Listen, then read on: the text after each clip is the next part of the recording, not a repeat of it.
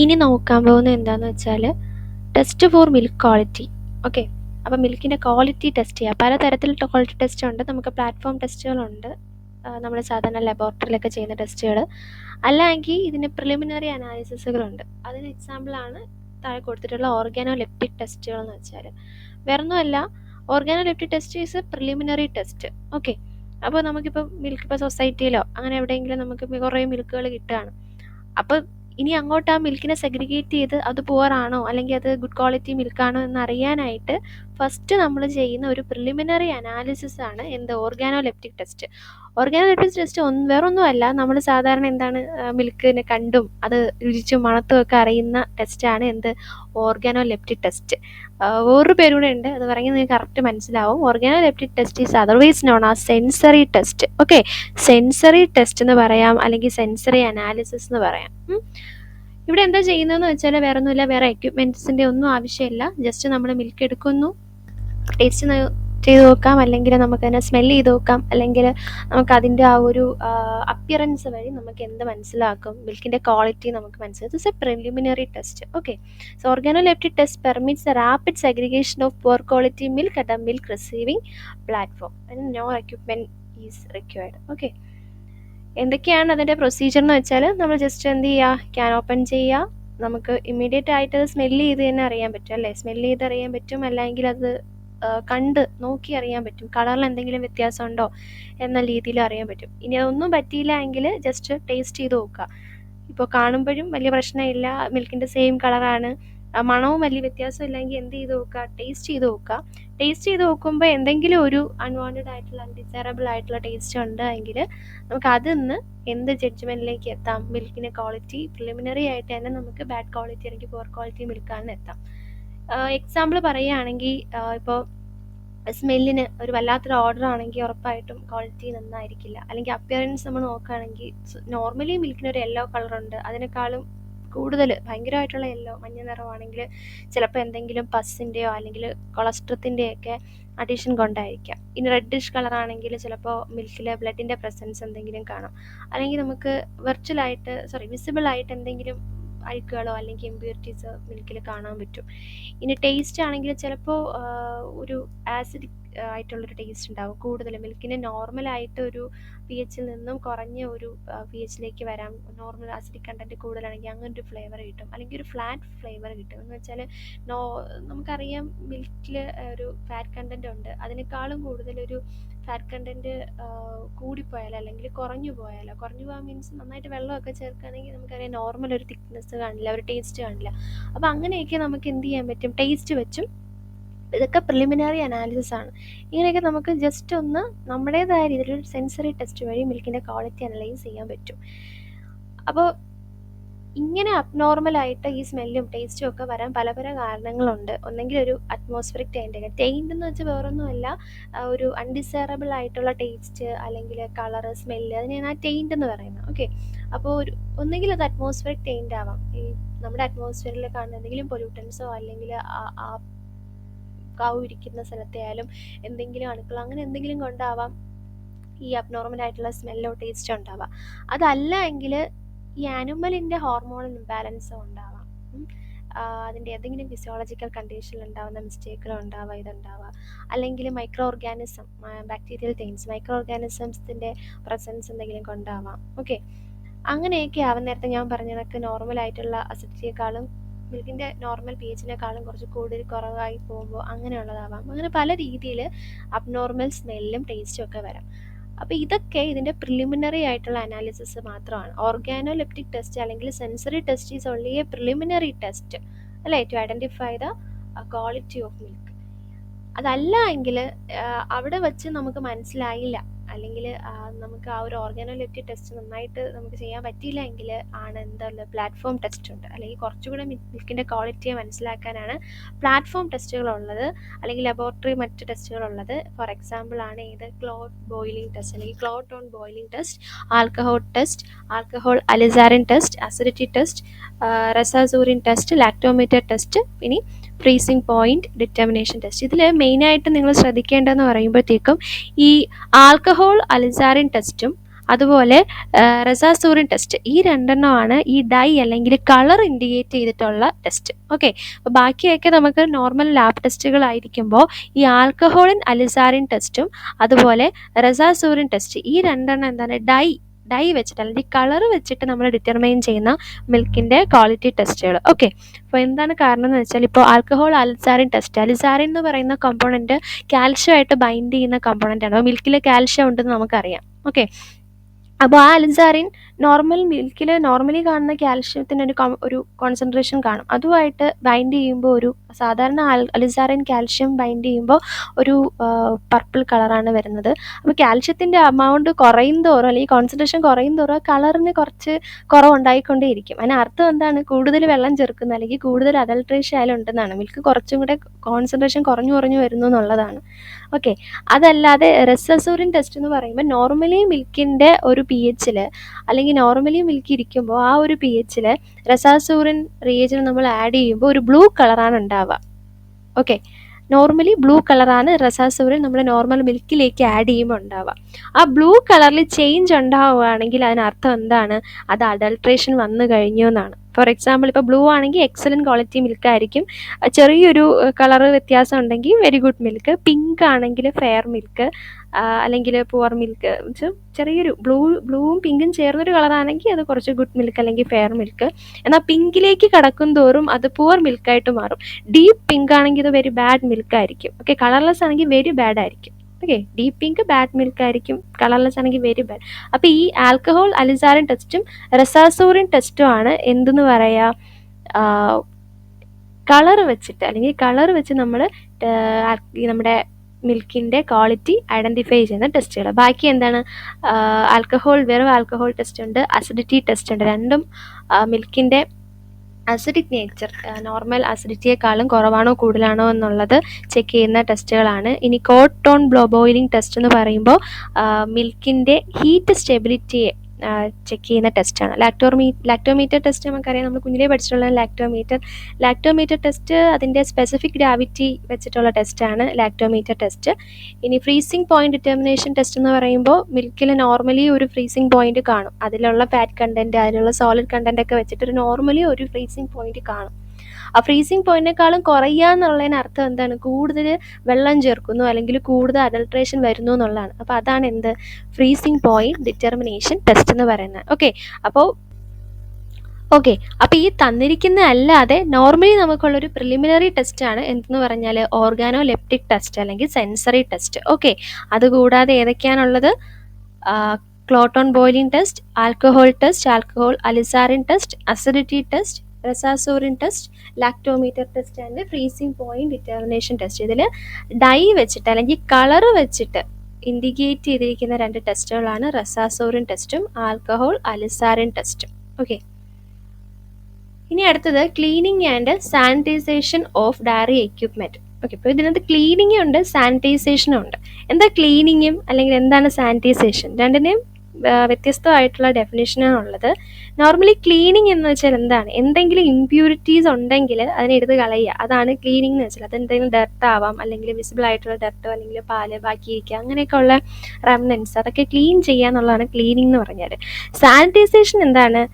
എന്തെങ്കിലും പത്തോജൻ ഉണ്ടെങ്കിൽ ആ പത്തോജനെ എല്ലാം ഡിസ്ട്രോയ് ചെയ്യുക, അല്ലെങ്കിൽ എന്തെങ്കിലും മൈക്രോ ഓർഗാനിസം ഉണ്ടെങ്കിൽ നോൺ പാത്തോജനിക് ആയിട്ടുള്ളതായാലും മൈക്രോ ഓർഗാനിസംസ് ഉണ്ടെങ്കിൽ ആ മൈക്രോ ഓർഗാനിസംസിനെ എല്ലാം ഡിസ്ട്രോയ് ചെയ്യുക എന്നുള്ളതാണ് എന്തെന്ന് വെച്ചാൽ സാനിറ്റൈസേഷൻ എന്ന് പറഞ്ഞാൽ.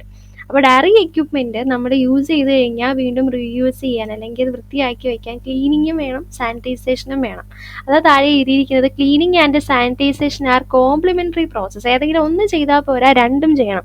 നമ്മൾ ക്ലീനും ചെയ്യണം, അതിൻ്റെ കൂടെ തന്നെ എന്തും ചെയ്യണം, സാനിറ്റൈസേഷനും ചെയ്യണം. എന്നാൽ മാത്രമേ നമുക്ക് പ്യുവർ ആയിട്ടുള്ള അല്ലെങ്കിൽ അണുക്കളൊന്നും ഇല്ലാത്ത ഒരു ഡയറി എക്യുപ്മെൻറ്റ് കിട്ടുള്ളൂ. ഓക്കെ, അപ്പോൾ ഇതിനകത്ത് ക്ലീനിങ് നമുക്ക് വേണമെങ്കിൽ ഡിറ്റർജൻസ് വെച്ചിട്ടോ അല്ലെങ്കിൽ അത് കണക്കത്തെ സോപ്പ് ലൈനിങ് അങ്ങനെ എന്ത് വെച്ചിട്ട് വേണോ നമുക്ക് എന്ത് ചെയ്യാം, ക്ലീൻ ചെയ്യാൻ പറ്റും. ഓക്കെ, അതുപോലെ കൂടെ എന്ത് യൂസ് ചെയ്യുക, സാനിറ്റൈസും ചെയ്യുക. ഡിറ്റർമിനൻസ് എന്ന് വെച്ചാൽ പലതരത്തിൽ നമുക്ക് ഡിറ്റർമിനൻസ് ഉണ്ട്. ഡിറ്റർമിനൻസ് പല തരത്തിലാണുള്ളത്. അത് എന്തൊക്കെയാവാം? ആസിഡ്സ് ആവാം, ആൽക്കലീസ് ആവാം, ഓർഗാനോഫോസ്ഫേറ്റ്സ് അല്ലെങ്കിൽ ചീരേറ്റിംഗ് കെമിക്കൽസ് ആവാം, അല്ലെങ്കിൽ സർഫസ് ആക്റ്റീവ് അല്ലെങ്കിൽ വെറ്റിംഗ് ഏജൻറ്റുകളാവാം. അപ്പോൾ ഓരോന്നും പറഞ്ഞു തരാം. സംഭവം എന്താണെന്ന് വെച്ചാൽ ഇപ്പോൾ ഡിറ്റർജൻസ് ഒരു തരത്തിലുള്ള ഡിറ്റർജൻസ് തന്നെ ആവണമെന്നില്ല, പല തരത്തിൽ ഡിറ്റർജൻസ് ആവാം. അപ്പോൾ ഒന്നോ അതിൽ കൂടുതലോ ഡിറ്റർജൻസിൻ്റെ കോമ്പിനേഷനോ അങ്ങനെയുള്ള കമ്പൈനിങ് ഇഫക്റ്റ് മാത്രമായിരിക്കും ചിലപ്പോൾ കംപ്ലീറ്റ് ആയിട്ട് എഫിഷ്യൻ്റ് ആയിട്ടുള്ള ക്ലീനിങ് നടക്കുക. ഫോർ എക്സാമ്പിൾ എന്താണ്, ഇപ്പോൾ ആസിഡ്സ് ഡിറ്റർജൻസ് ആയിട്ട് യൂസ് ചെയ്യാം. ആൽക്കലീസ് ഉണ്ട്. ആസിഡ്സ് എന്ന് പറയുമ്പോൾ ഫോസ്ഫോറിക് ആസിഡ്, മൈൽഡ് ആസിഡുകളാണ് കേട്ടോ.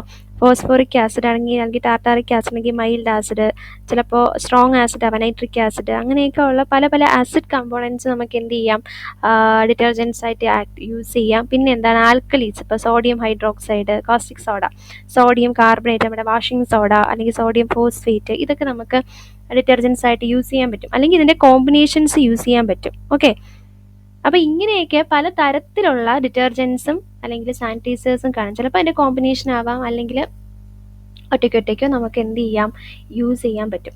അടുത്ത നോക്കാൻ പോകുന്നത് ഡിറ്റർജൻസിൻ്റെയും സാനിറ്റൈസേഴ്സിൻ്റെയും പ്രോപ്പർട്ടിയാണ്. എങ്ങനെയൊക്കെയാണ് ഞാൻ പറഞ്ഞു, ഇപ്പോൾ ഡിറ്റർജൻസും അല്ലെങ്കിൽ ക്ലീനിങ് മാത്രം പോരാ, നമ്മൾ സാനിറ്റൈസും കൂടെ ചെയ്താൽ മാത്രമേ ഒരു കംപ്ലീറ്റ് ആയിട്ടുള്ളൊരു ക്ലീനിങ് പ്രോസസ്സ് അവിടെ നടക്കുള്ളൂ എന്ന്.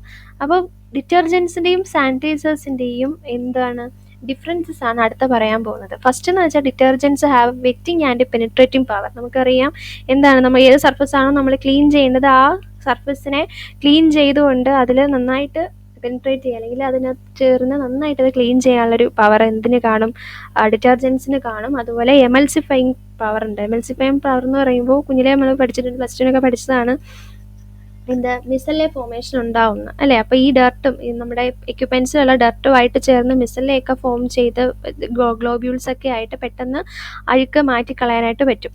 അത് കഴിഞ്ഞാൽ പിന്നെ എന്താണ്, സാപ്പോണിഫൈങ് പവർ ഉണ്ട് അല്ലേ. സാപ്പോണിഫൈങ് പവർ എന്ന് പറയുമ്പോൾ ഡിറ്റർജൻസ് നമ്മുടെ ഫാറ്റ് അല്ലെങ്കിൽ ഓയിൽസോ ആയിട്ട് ചേർന്ന് സോപ്പ് ഉണ്ടാവാം, അങ്ങനെ എന്ത് ചെയ്യാം, ഡർട്ട് റിമൂവ് ചെയ്യാൻ പറ്റും, അല്ലെങ്കിൽ സർഫസിൽ നിന്ന് ഗ്രീസുകളെല്ലാം റിമൂവ് ചെയ്യാൻ പറ്റും. അടുത്ത ഡീഫ്ലോക്കുലേറ്റിംഗ് പവർ.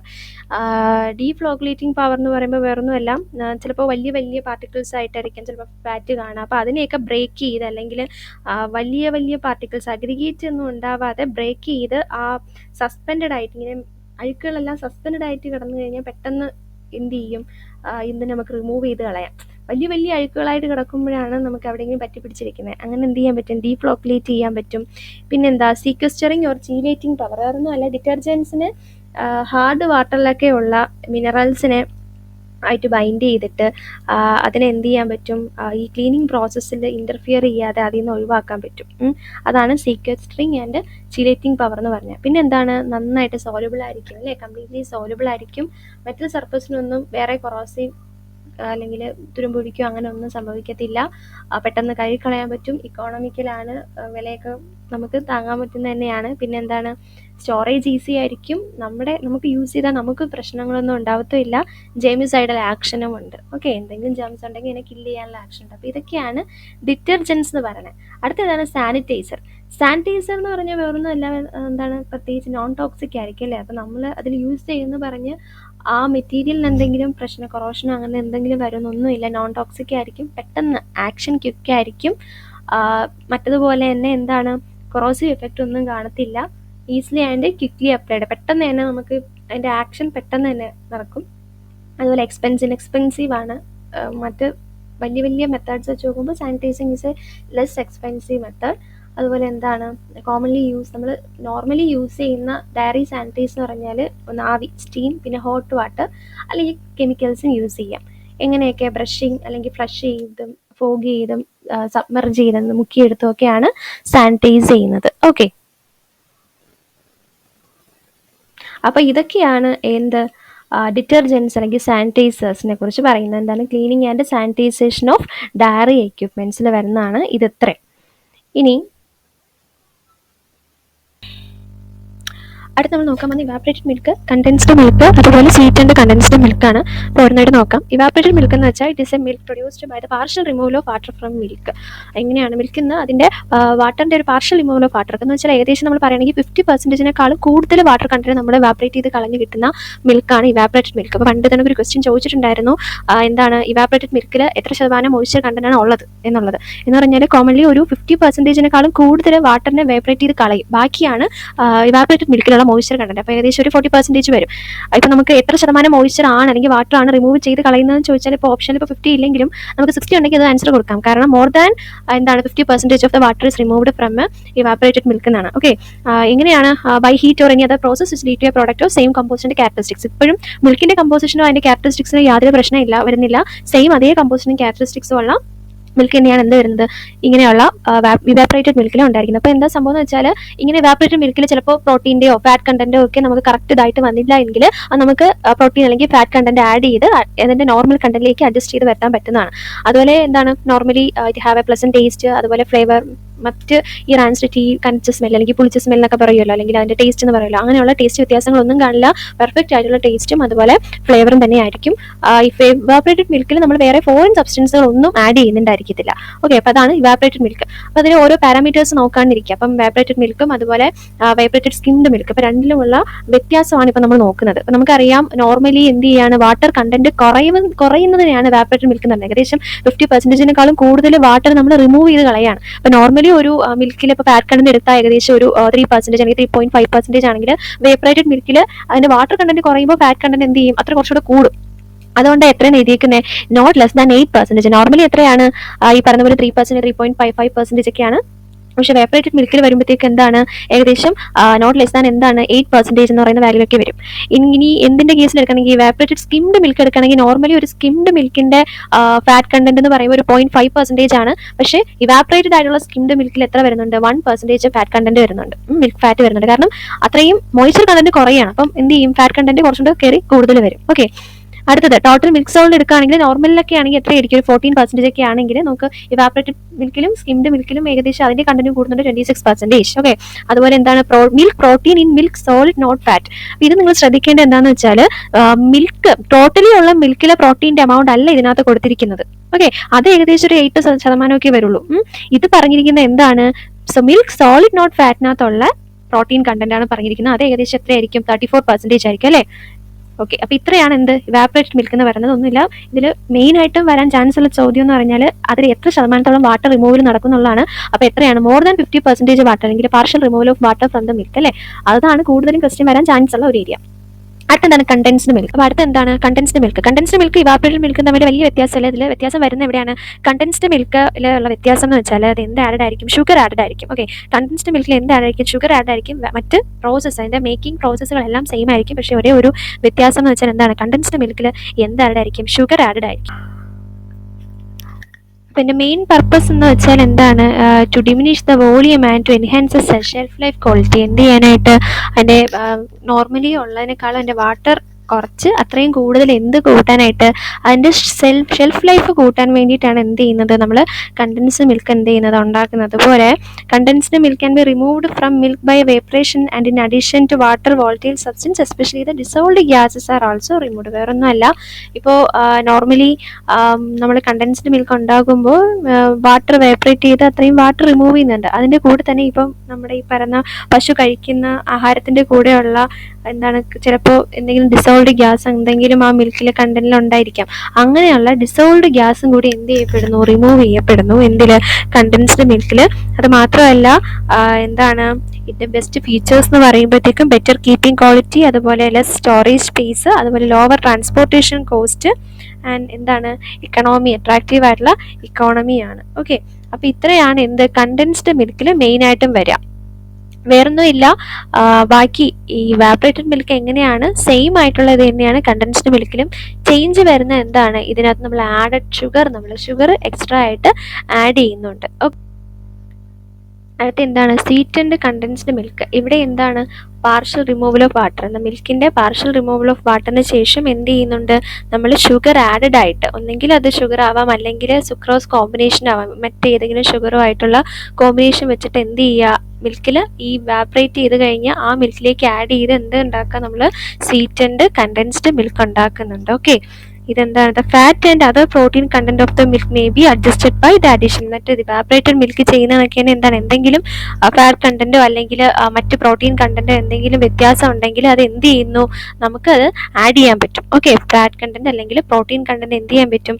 അഡ്ജസ്റ്റ് ചെയ്യാൻ പറ്റും. കൂടുതൽ ആഡ് ചെയ്തോ അല്ലെങ്കിൽ റിമൂവ് ചെയ്തോ എന്ത് ചെയ്യാൻ പറ്റും? കണ്ടൻസ്ഡ് മിൽക്കിലായാലും എന്ത് ചെയ്യാൻ പറ്റുന്നുണ്ട്? നമുക്ക് അഡ്ജസ്റ്റ് ചെയ്യാൻ പറ്റുന്നുണ്ട്. താഴെ കൊടുത്തിരിക്കുന്നത് ഈ പറഞ്ഞ കണക്ക് നേരത്തെ നമ്മൾ ഇവാപറേറ്റഡ് മിൽക്കിൽ പറഞ്ഞതുപോലെ തന്നെ കണ്ടൻസ്ഡ് മിൽക്കിൻ്റെയും എന്താണ് സ്വീറ്റൻഡ് കണ്ടൻസ്ഡ് സ്കിംഡ് മിൽക്കിൻ്റെയും ഫാറ്റ് കണ്ടന്റും മിൽക്ക് സോളിഡ് കണ്ടന്റും അതുപോലെ തന്നെ milk protein in milk solid non fat കണ്ടന്റുമാണ് നോക്കി.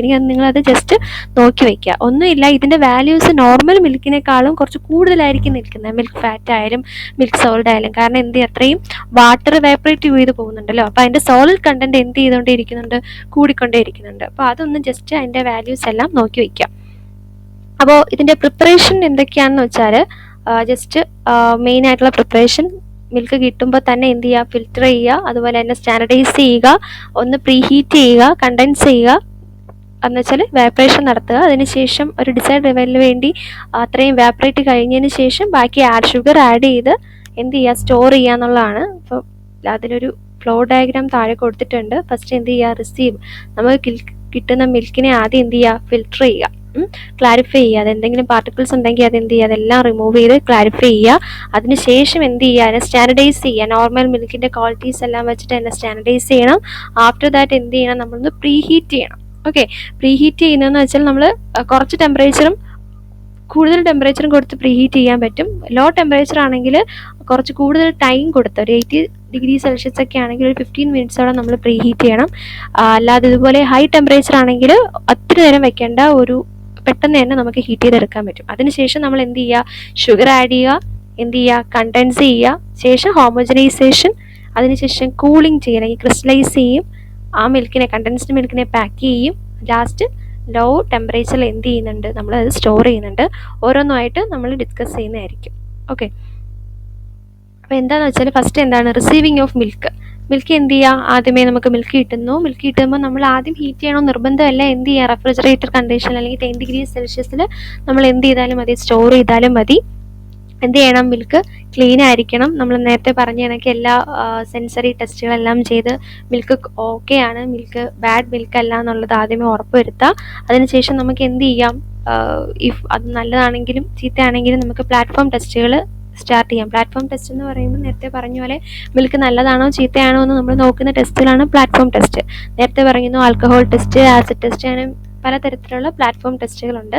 അപ്പോൾ അതിൽ 2 എണ്ണം നിങ്ങൾ ഡീറ്റെയിൽ ആയിട്ട് പഠിക്കേണ്ടതെന്ന് വെച്ചാൽ ഒന്ന് ആൽക്കഹോൾ ടെസ്റ്റും ക്ലോട്ട് ഓൺ ബോയിലിംഗ് ടെസ്റ്റുമാണ്. അപ്പോൾ ആൽക്കഹോൾ ടെസ്റ്റ് വേറൊന്നുമല്ല, നമ്മൾ മിൽക്ക് എടുക്കുക, ഒരു 5 ml മിൽക്കിൽ സെയിം ക്വാണ്ടിറ്റി തന്നെ ആൽക്കഹോൾ എടുക്കുക. ഓക്കെ, ആ ആൽക്കഹോൾ എന്ന് പറയുമ്പോഴത്തേക്കും ഏകദേശം 68% ആൽക്കഹോളാണ്. സ്ട്രോങ് ആവേണ്ട, ഒരു ഏകദേശം ഡൈല്യൂട്ടഡ് ആയിട്ടുള്ള 68% ആൽക്കഹോൾ ആഡ് ചെയ്യാം.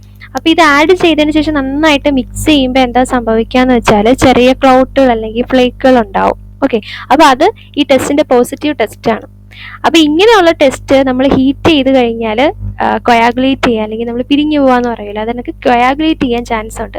അപ്പോൾ ഇങ്ങനെ ആണ് അതിൻ്റെ റിസൾട്ട് വരുന്നതെങ്കിൽ ഈ മിൽക്കിനകത്ത് എന്താണ്? ഇതൊരു അബ്നോർമൽ മിൽക്കായിരിക്കും. അതിൽ അസിഡിറ്റി ഡെവലപ്പ് ചെയ്യാൻ അല്ലെങ്കിൽ എന്തെങ്കിലും സ്വീറ്റൻഡ് ആയിട്ടുള്ള കാര്യങ്ങൾ ആഡ് ചെയ്യാൻ, അല്ലെങ്കിൽ ഇപ്പോൾ പശുവിൻ്റെ അകിടിനൊക്കെ എന്തെങ്കിലും പ്രശ്നം ഉണ്ടെങ്കിൽ പഴഞ്ചനായിട്ടുള്ള മിൽക്ക് കിട്ടില്ല, അങ്ങനെയുള്ള പ്രശ്നമുള്ള മിൽക്ക് ആവാൻ ചാൻസ് ഉണ്ട്. ഓക്കെ, അപ്പോൾ അത് ആൽക്കഹോൾ ടെസ്റ്റ് എന്ത് ചെയ്യുക? 68% ആൽക്കഹോൾ, അതിൻ്റെ 5 ml ആൽക്കഹോൾ 5 ml മിൽക്കിലേക്ക് ആഡ് ചെയ്യുക. ക്ലോട്ട് ഫോം ചെയ്യും. അത് നമ്മൾ ഹീറ്റ് ചെയ്ത് കഴിഞ്ഞാൽ എന്താ ഉണ്ടാവും? കൊയാഗുലേഷൻ ഉണ്ടാവും. ഓക്കെ, അപ്പോൾ ഇങ്ങനെയുള്ള മിൽക്ക് എന്ത് മിൽക്കാണ്? അബ്നോർമൽ മിൽക്കാണ്. അപ്പോൾ അത് യൂസ് ചെയ്യാൻ പാടില്ല. അടുത്ത ക്ലോട്ട് ഓൺ ബോയിലിംഗ് ടെസ്റ്റ് ആണ്. ക്ലോട്ട് ഓൺ ബോയിലിംഗ് ടെസ്റ്റ് വരുന്നതല്ല, എന്ത് ചെയ്യുക? 5 ml മിൽക്ക് എടുക്കുക, അത് എന്ത് ചെയ്യുക? വാട്ടർ ബാത്ത് എന്ന് വെച്ചാൽ നോർമലി എടുത്തിട്ട് തിളപ്പിക്കുകയല്ല. ഓക്കെ, എന്ത് ചെയ്യാണ്? നമ്മൾ അടിയിൽ വെള്ളം വെച്ച് അതിൻ്റെ മുകളിൽ ഒരു ക്യാൻ അല്ലെങ്കിൽ ഒരു പാത്രം വയ്ക്കുക, തിളപ്പിക്കുക, അതിൻ്റെ മുകളിൽ നമ്മൾ എന്ത് ചെയ്യുക? ബോയിൽ ചെയ്യുക എന്നുള്ളതാണ്. ഡയറക്റ്റായിട്ട് നമ്മൾ എന്ത് ചെയ്യാൻ പാടില്ല? ചൂട്ടിലേക്ക് അല്ലെങ്കിൽ തീയിലേക്ക് കാണിക്കാൻ പാടില്ല. ഒരു ഡബിൾ ബോയിലിംഗ് മെത്തേഡിൽ എന്ത് ചെയ്യുക, നമ്മൾ പാലിനെ തിളപ്പിക്കുക. അപ്പോൾ എന്താണ്, ഒരു കർഡ് ഫോർമേഷൻ ഉണ്ടാവുന്നതെങ്കിൽ അതിനർത്ഥം എന്താണ്, മിൽക്ക് നോർമൽ മിൽക്ക് അല്ല, അല്ലെങ്കിൽ അബ്നോർമൽ മിൽക്ക് ആണ് എന്നുള്ളതാണ്. അപ്പോൾ ഇത്തരം ടെസ്റ്റ് ഒക്കെ ചെയ്തതിന് ശേഷം നോർമൽ മിൽക്ക് ആണ് എന്നുണ്ടെങ്കിൽ മാത്രം എന്ത് ചെയ്യാം, നമ്മൾ മിൽക്കിനെ അക്സെപ്റ്റ് ചെയ്യാൻ പാടുള്ളൂ. അതിനുശേഷം സെക്കൻഡ് മെത്തേഡാണ് ഫിൽട്രേഷൻ അല്ലെങ്കിൽ ക്ലാരിഫിക്കേഷൻ. എന്തെങ്കിലും ഓഡായിട്ടുള്ള മാറ്റേഴ്സ് ഉണ്ടെങ്കിൽ ഇതെല്ലാം നമ്മൾ ഫിൽട്ടർ ചെയ്ത് കളയുക. അപ്പോൾ മാക്രോ ഫിൽട്രേഷനും മൈക്രോ ഫിൽട്രേഷനും ഒക്കെ ഉണ്ട്. അപ്പോൾ പ്രോട്ടീൻസ് അല്ലെങ്കിൽ അനാവശ്യമായിട്ടുള്ള ഡെബ്രിസസ് അതെല്ലാം എന്ത് ചെയ്യുക, ഫിൽട്ടർ ചെയ്ത് മിൽക്കിനെ എന്ത് ചെയ്യണം, ക്ലാരിഫൈ ചെയ്യണം. ആൻഡ് എന്ത് ചെയ്യുക, ഒരു തൊട്ട് മുന്നേ ഒരു പ്രീ ഹീറ്റിംഗ് ഉണ്ട്. ഒരു 35 to 40 ഡിഗ്രി സെൽഷ്യസിൽ എന്ത് ചെയ്യുക, മിൽക്കിനെ ഒന്ന് പ്രീ ഹീറ്റ് ചെയ്യുക. അതിനുശേഷം മിൽക്ക് ഒന്ന് സ്റ്റാൻഡർഡൈസ് ചെയ്യുക. കോമൺ ആയിട്ടുള്ള മിൽക്ക് സ്റ്റാൻഡേർഡ്സിൽ കറക്റ്റ് ആയിട്ടുള്ള മിൽക്കാണ് ഇരിക്കുന്നതെന്ന് ഉറപ്പുവരുത്തുക. വീണ്ടും എന്ത് ചെയ്യാന്ന് വെച്ചാൽ ഒരു ഫോവാമിങ് ചെയ്യുക. ഫോവാമിങ് ചെയ്യുക എന്ന് പറഞ്ഞാൽ അത് കണ്ടൻസ് ചെയ്യുന്നതിന് മുന്നേ എന്ത് ചെയ്യുക, മിൽക്ക് ഒന്ന് പ്രീ ഹീറ്റ് ചെയ്യണം, അതൊന്ന് ഹീറ്റ് ചെയ്യണം. നേരത്തെ പറഞ്ഞ പോലെ ഒന്നെങ്കിൽ കുറച്ച് ടെമ്പറേച്ചറിൽ നമുക്ക് കൂടുതൽ നേരം നമുക്ക് എന്ത് ചെയ്യാം, ഹീറ്റ് ചെയ്യാം. അല്ലെങ്കിൽ കൂടിയ ടെമ്പറേച്ചറിൽ പെട്ടെന്ന് ഒരു ഫ്ലാഷ് ഹീറ്റിംഗ് പോലെ കൊടുക്കാം. ഒരു 82 to 93% നമ്മളൊരു 5 to 15 മിനിറ്റ്സ് വേണമെങ്കിൽ ഹീറ്റ് ചെയ്യാം. അല്ലെങ്കിൽ ഒരു 115 to 118 ഡിഗ്രി സെൽഷ്യസിൽ നമുക്കൊരു ഫ്ലാഷ് ടെമ്പറേച്ചർ പോലെ കൊടുത്ത് ഹീറ്റ് ചെയ്യാം. അതിനുശേഷമാണ്, ഹീറ്റിങ്ങിന് ശേഷമാണ് ഷുഗർ ആഡ് ചെയ്യുക. ഓക്കെ, ഷുഗർ ആഡ് ചെയ്യുന്നതിൻ്റെ മെയിൻ ഒരു പർപ്പസ് എന്ന് വെച്ചാൽ പ്രിസർവേഷന് വേണ്ടിയിട്ടാണ്. ഓക്കെ, വലിയ പ്രശ്നങ്ങളൊന്നും ഉണ്ടാവാതെ മിൽക്ക് പ്രിസർവ് ചെയ്യാൻ വേണ്ടിയിട്ടാണ് നമ്മൾ എന്ത് ആഡ് ചെയ്യുന്നത്, ഷുഗർ ആഡ് ചെയ്തത്. ഓക്കെ, അപ്പോൾ the amount of sugar in the first finished product ranges from ഏകദേശം 40 to 45% എന്തായിരിക്കും, ഇതിനകത്ത് ഷുഗർ ആയിരിക്കും. ഈ കണ്ടൻസേഷൻ പ്രോസസ്സിന്, കണ്ടൻസിങ് പ്രോസസ്സിൻ്റെ ഒരു എൻഡാണ്, ഒരു അവസാന ഒരു ഘട്ടമാണ് ഈ ഷുഗർ ആഡിങ് എന്ന് പറയുന്നത്. അപ്പോൾ sugar is added to the end of the condensing process. And the condensing വരുന്നതെന്ന് വെച്ചാൽ the basic principle consist the removal of water from the standardized milk. അപ്പോൾ ഇവിടെയാണ് എന്ത് ചെയ്യുന്നത്, നമ്മൾ വാട്ടർ റിമൂവിങ് വരുന്നത് അല്ലേ. നേരത്തെ നമ്മൾ കണ്ടൻസ്ഡ് മിൽക്കിൽ നമുക്കറിയാം എന്ത് ചെയ്യും, 50 പാർഷ്യലിനേക്കാളും കൂടുതൽ എന്ത് ചെയ്യും, വാട്ടർ റിമൂവ് ചെയ്യും. അത് വരുന്നത് എവിടെയാണ്, ഇവിടെയാണ്. അപ്പം എന്ത് ചെയ്യുന്നു, വാട്ടർ കണ്ടന്റ് റിമൂവ് ചെയ്യുന്നുണ്ട്. അപ്പം വാട്ടർ കണ്ടന്റ് റിമൂവ് ചെയ്യുന്നതെന്ന് പറയുമ്പോൾ എന്താണ്, ഒന്ന് മിൽക്ക് ഡാമേജ് വരാതെ നമ്മളതിനെ സ്റ്റോർ ചെയ്യാനും അതുപോലെ പെട്ടെന്ന് നമുക്ക് വേണ്ട രീതിയിൽ യൂസ് ചെയ്യാനും അതൊക്കെ വേണ്ടിയിട്ടാണ് നമ്മൾ എന്ത് ചെയ്യുന്നത്, വാട്ടർ കണ്ടന്റ് റിമൂവ് ചെയ്യുന്നത്. ഈ സമയത്ത് നമ്മൾ കൂടുതൽ ഇങ്ങനെ വാട്ടർ കണ്ടന്റ് റിമൂവ് ചെയ്യുന്നുണ്ടെങ്കിൽ എന്ത് വരാൻ പാടില്ല എന്ന് വെച്ചാൽ, പ്രത്യേകിച്ച് മിൽക്കിന് വേറെ ഡാമേജ് ഒന്നും വരുന്നുണ്ടായിരിക്കില്ല. ജസ്റ്റ് ഇത്ര ശതമാനം വെള്ളം റിമൂവ് ചെയ്യപ്പെടുന്നേ ഉള്ളൂ. ഓക്കെ, അതാണ് കണ്ടൻസേഷൻ. അടുത്ത് വരുന്നത് ഹോമോജനൈസേഷൻ ആണ്. ഹോമോജനൈസേഷൻ എന്ന് പറഞ്ഞാൽ ഇതെല്ലാം കഴിഞ്ഞിട്ട് മിൽക്ക് ഫാറ്റ് എങ്ങും കട്ടയ്ക്ക് നിൽക്കാതെ ഒരു നോർമൽ യൂണിഫോം ആയിട്ടുള്ള ഒരു ഫാറ്റ് ഇമൽഷനാക്കി എല്ലാം ഒരു പല സ്ഥലത്ത് ഫാറ്റ് കട്ട പിടിച്ച് കിടക്കാതെ കംപ്ലീറ്റ് ആയിട്ട് നോർമൽ ആയിട്ടൊരു ഫാറ്റ് കണ്ടന്റ്, ഒരു ഫാറ്റ് രീതിയിൽ ആക്കുന്നതിനെയാണ് എന്ത് പറയുന്നത്, ഹോമോജനൈസേഷൻ എന്ന് പറയുന്നത്. ഓക്കെ, അങ്ങനെ വരുമ്പോഴത്തേക്കും നമുക്ക് ഈ വേർപിരിഞ്ഞ് ഇങ്ങനെ ഫാറ്റ് കട്ടകൾ ഇങ്ങനെ കിടക്കില്ല. ഏകദേശം ഹോമോജനൈസറിൽ ചെയ്യുന്നത് ഒരു 2500 സൈ. ഇപ്പം എൻ്റെ പ്രഷർ എത്രയാണ്, 2500 സൈ ആണ് ഹോമോജനൈസ് ചെയ്യുന്ന പ്രഷർ. അതിനുശേഷം കൂളിംഗ് ആൻഡ് ക്രിസ്റ്റലൈസേഷൻ. കാരണം നമ്മൾ കൂളിംഗ് ആൻഡ് ക്രിസ്റ്റലൈസേഷൻ എന്ന് പറയുമ്പോൾ നമ്മൾ ഷുഗർ ആഡ് ചെയ്യുമ്പോൾ അത് എല്ലാം കൂടി ഒരു ക്രിസ്റ്റൽ ഫോമിലായിരിക്കും കിടക്കുന്നത്. അപ്പോൾ ഇതിനൊരു സ്മൂത്ത്നെസ് വേണമല്ലോ. സ്മൂത്ത്നെസ് എന്ന് പറയുമ്പോഴത്തേക്കും നമ്മളിപ്പോൾ ഷുഗർ കണ്ടന്റ് ആഡ് ചെയ്യുമ്പോൾ അല്ലെങ്കിൽ ലാക്ടോസ് അങ്ങനെ കണ്ടന്റ് ആഡ് ചെയ്യുമ്പോൾ ചിലപ്പോൾ ഒന്നെങ്കിൽ ഇത് റഫായിട്ടായിരിക്കാം കിടക്കുന്നത്. അത് വരാതെ ആ ഒരു കണ്ടൻസ്ഡ് മിൽക്കിന് ഒരു മൊത്തത്തിൽ നിങ്ങൾക്ക് എല്ലാവർക്കും കണ്ടൻസ്ഡ് മിൽക്ക് കണ്ടിട്ടുണ്ടായിരിക്കുന്നതായിരിക്കും. അപ്പോൾ അതിന് ആ ഒരു സ്മൂത്ത് പ്രപ്പോർഷൻ കിട്ടാനായിട്ടാണ് നമ്മൾ കൂളിങ്ങും ക്രിസ്റ്റലൈസേഷനും ചെയ്യുന്നത്. ഓക്കെ, അപ്പോൾ ഇവിടെ എന്ത് ചെയ്യുന്നു വെച്ചാൽ ഈ ലാക്ടോസ് ക്രിസ്റ്റൽസിൻ്റെ ഷേപ്പ് എന്ത് ചെയ്യുന്നുണ്ട്, ഒന്ന് കൺട്രോൾ ചെയ്യുന്നുണ്ട്. ഇതുപോലെ കൂളിംഗ് നടത്തി അല്ലെങ്കിൽ ക്രിസ്റ്റലൈസേഷൻ നടത്തിയിട്ട് ഈ ലാക്ടോസ് ക്രിസ്റ്റലിൻ്റെ ഷേപ്പിനെ അല്ലെങ്കിൽ സൈസിനെ ഒന്ന് കൺട്രോൾ ചെയ്യുന്നുണ്ട്. അതാണ് കൂളിംഗ് ആൻഡ് ക്രിസ്റ്റലൈസേഷനിൽ വരുന്നത്. നമുക്ക് രണ്ട് രീതിയിൽ ചെയ്യാം. റാപ്പിഡായിട്ടും ക്രിസ്റ്റലൈസ് ചെയ്യാം, അല്ലെങ്കിൽ സ്ലോ ആയിട്ടും ക്രിസ്റ്റലൈസ് ചെയ്യാം. ഇപ്പം റാപ്പിഡ് ക്രിസ്റ്റലൈസേഷൻ ആണ് വരുന്നതെങ്കിൽ എന്ത് സംഭവിക്കുന്നത് വെച്ചാൽ, ഈ പറയുന്ന നമ്മളിപ്പോൾ കണ്ടൻസ്ഡ് മിൽക്കിലെ പാർട്ടിക്കിൾസ് ഉണ്ടല്ലോ, ആ പാർട്ടിക്കിൾസ് എല്ലാം ചെറിയ ക്രിസ്റ്റൽസ് ആയിരിക്കും, പക്ഷെ ഒരുപാട് നമ്പേഴ്സ് കാണും. ഞാൻ പറഞ്ഞു, ഈ പറഞ്ഞ ഷുഗർ ആഡ് ചെയ്യുന്ന സമയത്ത് അതിലൊരു ക്രിസ്റ്റൽ രൂപത്തിലായിരിക്കും എല്ലാം അവിടെ ഫോം ചെയ്യുന്നത്. അപ്പോൾ അതിനെ മാറ്റാനായിട്ട് കുറച്ചും കൂടി സ്മൂത്ത് ആക്കാനായിട്ടാണ് ഈ കൂളിംഗ് ആൻഡ് ക്രിസ്റ്റലൈസേഷൻ എന്ന് പറയുന്നത്. ഓക്കെ, അപ്പോൾ ഈ ക്രിസ്റ്റലൈസേഷൻ എന്ന് പറയുന്ന പ്രോസസ്സ് നമുക്ക് രണ്ട് രീതിയിൽ ചെയ്യാം. ഒന്നെങ്കിൽ അത് റാപ്പിഡ് ക്രിസ്റ്റലൈസേഷൻ ആവാം, അല്ലെങ്കിൽ അതൊരു എന്താണ് സ്ലോ ക്രിസ്റ്റലൈസേഷൻ ആവാം. റാപ്പിഡ് ക്രിസ്റ്റലൈസേഷൻ ആവുകയാണെങ്കിൽ കുഞ്ഞു കുഞ്ഞു പാർട്ടിക്കിൾസ് കുറേ നമ്പറിൽ നമുക്ക് കിട്ടും. അപ്പോൾ ഒരു സ്മൂത്ത് ആയിട്ടുള്ള ടെക്സ്ചർ ആയിരിക്കും കണ്ടൻസ്ഡ് മിൽക്കിന് വരിക. രണ്ടാമതെന്ന് വെച്ചാൽ എന്താണ് സ്ലോ ക്രിസ്റ്റലൈസേഷൻ ആണ്. സ്ലോ ക്രിസ്റ്റലൈസേഷൻ എന്ന് പറഞ്ഞാൽ എന്താണെന്ന് പറയുമ്പോൾ ഇവിടെ നമുക്ക് കിട്ടുന്ന ഈ കണ്ടൻസ്ഡ് മിൽക്കിലെ ആ ഒരു ടെക്സ്ചർ എന്ന് പറയുമ്പോൾ വലിയ പാർട്ടിക്കിൾസ് ആയിരിക്കും. ഓക്കെ, വലിയ പാർട്ടിക്കിൾസ് ആയിരിക്കും. പക്ഷേ അതിൻ്റെ ക്രിസ്റ്റലിൻ്റെ നമ്പർ എന്തായിരിക്കും? കുറവായിരിക്കും. അതാണ് ക്രിസ്റ്റലൈസേഷൻ. ക്രിസ്റ്റലൈസേഷൻ കഴിഞ്ഞതിന് ശേഷം നമ്മൾ എന്ത് ചെയ്യുന്നു? കൂൾ ചെയ്യുന്നു. ഏകദേശം ഒരു 24 ഡിഗ്രി സെൽഷ്യസിൽ നമ്മൾ എന്ത് ചെയ്യുന്നു? ഇതിനെ കൂൾ ചെയ്യുന്നുണ്ട് ഏകദേശം 1 അവറിലേക്ക്. ദെൻ കൂൾ ചെയ്തതിന് ശേഷം ഏകദേശം എന്ത് ചെയ്യുന്നു? വീണ്ടും നന്നായിട്ടൊരു 13 to 18 ഡിഗ്രി സെൽഷ്യസിൽ നമ്മൾ നിന്നിട്ട് എന്ത് ചെയ്യുന്നു? അജിറ്റേഷൻ നടത്തുന്നു. അപ്പോൾ എന്ത് ചെയ്ത് കൊടുക്കുകയാണ്. ഇതെല്ലാം കഴിയുമ്പോൾ നമ്മുടെ കണ്ടൻസ്ഡ് മിൽക്കിൻ്റെ പ്രോസസ്സ് അതെല്ലാം കഴിയും. അതിനുശേഷം നമ്മൾ സ്റ്റോർ ചെയ്യുകയും പാക്ക് ചെയ്യുകയും ചെയ്യും. സ്റ്റോറേജ് ആൻഡ് പാക്കേജിംഗ് എന്ന് പറയുമ്പോൾ കൂടുതൽ എന്താണ്, നമ്മൾ ചെറിയ ബാരൽ പല സൈസിലുള്ള പല പോളിത്തീൻ ലൈനേഴ്സ് അല്ലെങ്കിൽ കുഞ്ഞു ടിന്നുകളിലൊക്കെ ആക്കി നമ്മൾ എന്ത് ചെയ്യുന്നുണ്ട്? സ്റ്റോർ ചെയ്യുന്നുണ്ട്. ഓക്കെ, അപ്പോൾ സ്റ്റോർ ചെയ്യുന്നതിൽ നമ്മൾ ഏറ്റവും കൂടുതൽ മെയിനായിട്ട് നോക്കുകയെന്ന് വെച്ചാൽ ടെമ്പറേച്ചർ വളരെ കുറച്ചിട്ടായിരിക്കും. കൂളായിട്ടുള്ള സ്റ്റോറേജിങ് ആയിരിക്കും ഇതിന് വരിക. അല്ലാതെ നോർമൽ നമ്മുടെ ടെമ്പറേച്ചറിനേക്കാൾ ഏകദേശം നമ്മൾ ഫ്രിഡ്ജിൽ അല്ലെങ്കിൽ റെഫ്രിജറേറ്ററിൽ ഏകദേശം ഒരു 10 ഡിഗ്രി സെൽഷ്യസിലൊക്കെയാണ് സ്വീറ്റ് ആൻഡ് കണ്ടൻസ്ഡ് മിൽക്കിൻ്റെ ആ ഒരു സ്റ്റോറേജ് പറഞ്ഞിരിക്കുന്ന ആ ഒരു ടെമ്പറേച്ചർ. ഓക്കെ, അപ്പോൾ ഇത്രയാണ് evaporated milk, condensed milk, sweet and condensed milk.